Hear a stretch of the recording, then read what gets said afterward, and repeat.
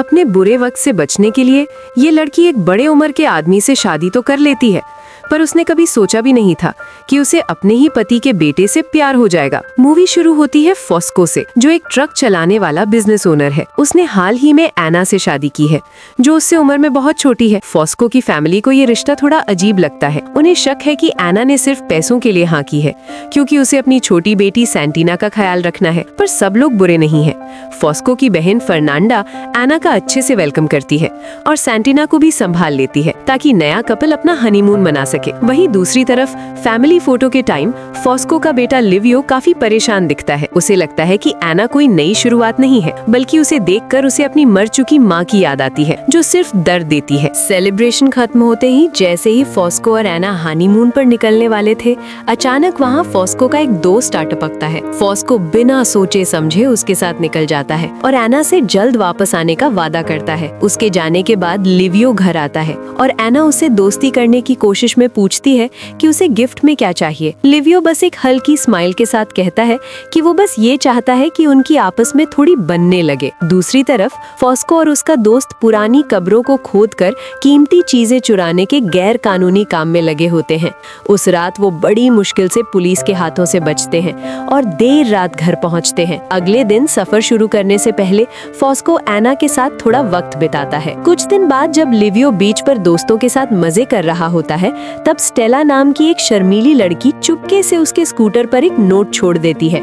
Livio के दोस्त उसका मजाक उड़ाते हैं और उसे बच्ची कहकर चिढ़ाते हैं। जब फॉस्को और एना वापस लौटते हैं तो नन्ही सेंटिना भागकर अपनी माँ से लिपट जाती है। एना फर्नांडा को एक थैंक यू गिफ्ट देती है, पर साथ ही ये भी मानती है कि वो अभी तक अपने पति को सही से समझ नहीं पाई है। फॉस्को अपने बेटे के लिए एक निशानी लाता है, पर उनके बीच का तनाव कम नहीं होता। जब दोनों ट्रक से सामान उतार रहे होते हैं तो फॉस्को लिवियो की मर चुकी माँ के बारे में कुछ कड़वा बोल देता है, जिससे लिवियो भड़क जाता है। एना ये सब देख लेती है और बाद में फॉस्को को समझाती है कि वो अपने बेटे के साथ गलत कर रहा है, पर फॉस्को बस हंसकर बात टाल देता है। इस बीच एना अपने मिलनसार स्वभाव से सबका दिल जीत लेती है, लेकिन कुछ लोग अभी भी उससे जलते हैं, जैसे स्टेला जो उसे जलन की नजरों से देखती है, और अंकल उम्बर्टो जिन्हें लगता है कि वो सिर्फ पैसों की भूखी है। एना लिवियो से रिश्ता सुधारने की कोशिश करती है, पर वो अभी किसी नई माँ को अपनाने के लिए तैयार नहीं है। एक शाम फॉस्को फैमिली को सरप्राइज देता है और सब डिनर पर जाते हैं। वहाँ फॉस्को बताता है कि एक अमीर आदमी चाहता है कि लिवियो उसकी बेटी से शादी करे, पर लिवियो साफ मना कर देता है क्योंकि उस आदमी के काम गलत हैं। उस डिनर पर यह भी साफ दिख रहा था कि शहर का हर बंदा एना की खूबसूरती का दीवाना हो चुका है। वक्त के साथ साथ नन्ही सेंटिना फॉस्को और लिवियो के बीच घुल मिल जाती है और उसे वहाँ अपनापन लगने लगता है। एक शांत दोपहर को लिवियो एना से बात करते हुए पूछता है कि आखिर असली प्यार होता क्या है। एना मुस्कुराकर कहती है प्यार मतलब रोमांस, पर लिवियो सर हिलाते हुए जवाब देता है कि उसके लिए तो प्यार का मतलब सिर्फ दर्द है। थोड़ी देर में फॉस्को वहाँ आता है और लिवियो को अपने साथ शहर में होने वाली एक रेस देखने के लिए बुलाता है, पर लिवियो मना कर देता है। जब फॉस्को और एना वहाँ पहुँचते हैं तो अंकल उम्बर्टो उन्हें दूर से देखते हैं और लिवियो से कहते हैं कि उसके बाप को बस अपने से इतनी छोटी बीवी के साथ सबके सामने दिखावा करना पसंद है। घर लौटने के बाद फॉस्को अन्ना को छोड़कर तुरंत अपने दोस्तों के साथ एक पुरानी कब्र खोदने निकल जाता है।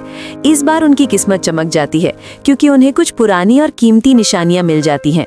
फॉस्को प्लान बनाता है कि वो इन्हें कलेक्टर्स को बेचकर खूब पैसा कमाएगा, पर वो अपने दोस्तों को समझाता है कि ये बात राज रहनी चाहिए। लेकिन अगली सुबह ही ये राज खुल जाता है जब सैंटिना और उसके दोस्त जिद करने लगते हैं कि उन्हें वो खजाना देखना है। फॉस्को चिढ़ जाता है कि सबको इस बारे में कैसे पता चला, और वो अन्ना पर शक करता है कि उसने बेटी को बताया होगा। अन्ना कहती है कि ये सब बस एक इत्तेफाक है और बच्ची ने शायद बातें सुन ली होंगी, पर फॉस्को नहीं मानता। मामला तब और खराब हो जाता है जब लिवियो अपने बाप के सामने खड़ा हो जाता है और उन्हें पाखंडी कहता है। उसका कहना था कि एक तरफ तो वो देश से प्यार का दावा करते हैं और दूसरी तरफ देश का खजाना चुराकर विदेश में बेच रहे हैं। दोनों के बीच बहस इतनी बढ़ जाती है कि लिवियो गुस्से में खाने की टेबल से उठकर चला जाता है। अन्ना उसे खाना देकर शांत करने की कोशिश करती है, पर लिवियो गुस्से में उसे झिड़क देता है और कहता है कि उसे अकेला छोड़ दिया जाए। उस शाम सोने से पहले अन्ना किसी तरह फॉस्को को मना लेती है कि वो अपने बेटे से सुलह कर ले, और फॉस्को ना चाहते हुए भी हाँ बोल देता है। अगले दिन जब स्टेला उन्हें दूर से देख रही होती है तो लिवियो के दोस्त उसे फिर से छेड़ने लगते हैं। उसी शाम लिवियो और अन्ना के बीच बातचीत शुरू होती है और वो उससे उसके पहले प्यार के बारे में पूछता है। अन्ना बताती है कि उसे कभी अपने कजन से प्यार था जो बाद में विदेश चला गया। ये सुनकर लिवियो हैरान रह जाता है। फिर अगली दोपहर जब अन्ना और पड़ोस की औरतें मजाक में एक दूसरे पर पानी फेंक रही होती हैं तो गलती से पानी लिवियो पर गिर जाता है। इसके बाद लिवियो भी खेल में शामिल हो जाता है। वो हंसते हुए अन्ना के पीछे भागता है और उसे जोर से गले लगा लेता है, जिसे देखकर सब औरतें उसे छेड़ने लगती हैं।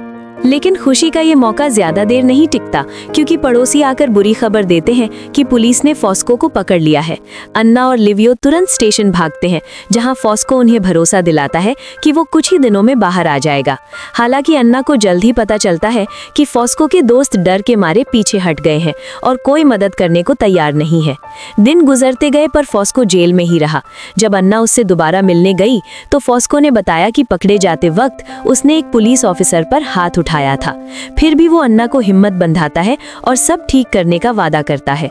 घर वापस आने पर अन्ना ये देखकर दंग रह जाती है कि इतने बड़े लफड़े के बाद भी सब लिवियो का बर्थडे मना रहे हैं।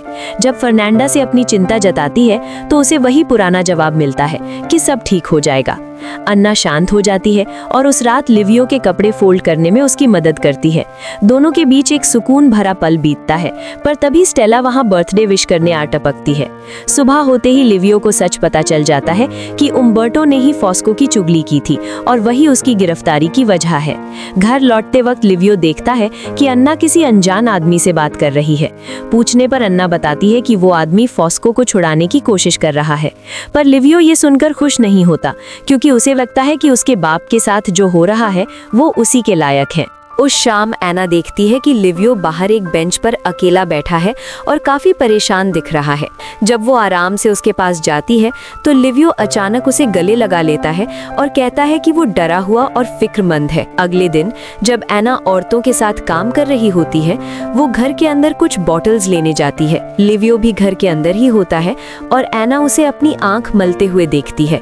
जब वो आखिरकार उसकी मदद करने की पेशकश करती है तो लिवियो अचानक आगे बढ़कर उसे चूम लेता है। एना हैरानी और उलझन में वहां से तुरंत बाहर भाग जाती है और बॉटल्स के बारे में बिल्कुल भूल जाती है। जब लिवियो उस बारे में बात करने की कोशिश करता है तो एना सख्ती से उसे कहती है कि जो हुआ उसे भूल जाए, पर वो पल उसके दिमाग में घूमा रहता है और उस रात वो एना का दरवाजा खटखटाता है ताकि वो उसे अंदर आने दे, पर वो अंजाम के डर से मना कर देती है। सुबह तक एना आखिरकार उसे एक आखिरी मौका देने का फैसला करती है, या तो वो खुद पर काबू रखे या फिर घर छोड़कर चला जाए। पर लिवियो नहीं रुकता और एना की बेटी के जरिए उसे नोट्स भेजना शुरू कर देता है।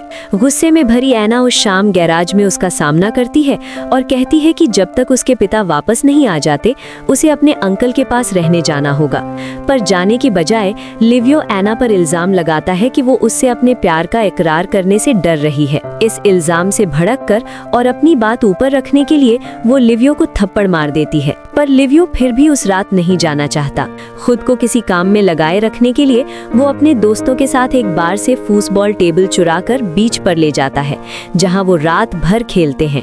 उसे खुश करने की कोशिश में उसका एक दोस्त स्टेला को बता देता है कि लिवियो बीच पर है, तो वो तुरंत वहां पहुंच जाती है और उससे बात करने की कोशिश करती है, पर लिवियो उसे बिल्कुल नजरअंदाज कर देता है, क्योंकि उसके दिमाग में अभी भी एना ही है। पूरी तरह नशे में धुत होकर जब लिवियो होश खो बैठता है तो वो घर में घुस जाता है, जिससे एना की नींद खुल जाती है। एक बार फिर वो एना के सामने अपने प्यार का इजहार करता है। एना उसे समझाने की कोशिश तो करती है, पर लिवियो रोने लगता है। कोई और रास्ता ना देखकर एना आखिरकार मान लेती है कि उसके दिल में भी लिवियो के लिए फीलिंग्स है। इसके बाद उनके बीच की दूरियां खत्म हो जाती है और दोनों एक ऐसे गलत रिश्ते में बंध जाते हैं जहां से वापसी मुमकिन नहीं थी। अगले दिन जब एना जेल में फॉस्को से मिलने जाती है तो वो अपनी गलतियों का पछतावा करता है, खास करके एक बाप के तौर पर अपनी कमियों पर। ये सुनकर एना अंदर तक हिल जाती है और शर्मिंदगी से भर जाती है। फॉस्को उसकी बेचैनी देख लेता है और बड़े प्यार से कहता है कि वो उसका डर समझता है और रोना बिल्कुल ठीक है। घर लौटते ही लिवियो दोबारा एना को गले लगा लेता है और उसे किस करने लगता है, पर तभी उन्हें एहसास होता है कि स्टेला कबर्ड में छुपकर उन्हें देख रही है। एना ये देखकर बुरी तरह घबरा जाती है, पर लिवियो उसे तसल्ली देता है कि स्टेला की हालत ठीक नहीं है, इसलिए कोई उसकी बात पर भरोसा नहीं करेगा। हैरानी की बात यह है कि ये सुनकर एना शांत हो जाती है और एक बार फिर लिवियो की बाहों में चली जाती है। अगली सुबह फर्नांडा खुशी खुशी बताती है कि फॉस्को कल रिहा होने वाला है। ये सुनते ही एना का गिल्ट इतना बढ़ जाता है कि वो टूट जाती है और सब कुछ फर्नांडा को बताने का फैसला करती है। फर्नांडा ये सब सुनकर डर जाती है और एना को सख्ती से चुप रहने की वार्निंग देती है, क्योंकि वो जानती है कि अगर ये सच बाहर आया तो पूरा परिवार बर्बाद हो जाएगा। अगले दिन पूरा परिवार फॉस्को का वेलकम करने के लिए खुशी खुशी इकट्ठा होता है और एक बड़ी पार्टी रखी जाती है। पर फॉस्को सबसे कटकर थोड़ी देर के लिए बीच पर चला जाता है ताकि आजादी के उन पलों को सुकून से महसूस कर सके। वहां अचानक स्टेला आ जाती है और उससे कुछ जरूरी बात करने के लिए थोड़ा वक्त मांगती है। जब फॉस्को वापस पार्टी में आता है तो वो एना और अपनी बहन के चेहरों पर साफ डर देखता है, पर वो ऐसे बिहेव करता है जैसे उसे कुछ पता ही ना हो। आखिर में एना और लिवियो मिलकर नशे में धुत फॉस्को को घर लाते हैं और उसे सुलाने की कोशिश करते हैं। सालों में पहली बार फॉस्को अपने बेटे के सामने दिल खोलता है और मानता है कि वो उससे बहुत प्यार करता है। वो अपनी पुरानी गलतियों के लिए माफी भी मांगता है। वो लिवियो को अपने बिजनेस में जिम्मेदारी देने और एक नया ट्रक दिलाने का वादा करता है, जिसे सुनकर लिवियो को पहली बार अपने बाप के साथ एक असली कनेक्शन फील होता है। बाद में लिवियो अना से गुजारिश करता है कि वो फॉस्को का अच्छे से ख्याल रखे और उसे बताता है कि उसने आर्मी ज्वाइन करने का फैसला कर लिया है। दूसरी तरफ अना अपनी गिल्ट को और नहीं दबा पाती और फॉस्को के सामने अपने धोखे की बात कबूल कर लेती है। हैरानी की बात ये होती है कि फॉस्को बिल्कुल शांत रहता है और उस रात अना की करीब रहने का फैसला करता है। कहानी महीनों आगे बढ़ती है और हम देखते हैं कि लिवियो अपनी मंगेतर एंटिला के साथ आर्मी से वापस लौट आया है। पूरा परिवार एक बार फिर डिनर टेबल पर जश्न मनाने के लिए मिलता है, पर तभी लिवियो और अना एक दूसरे को उन राज भरी नजरों से देखते हैं जिन्हें फॉस्को पकड़ लेता है। उसका हंसता हुआ चेहरा अचानक गुस्से से भर जाता है। मूवी के एंड में जब सब फैमिली फोटो के लिए खड़े होते हैं तो सबके चेहरों पर एक तनाव भरी मुस्कुराहट होती है, एक ऐसी मुस्कुराहट जिसके पीछे हर किसी का अपना एक गहरा राज छुपा होता है। तो दोस्तों, अगर आपको वीडियो पसंद आई हो तो चैनल को सब्सक्राइब जरूर करें।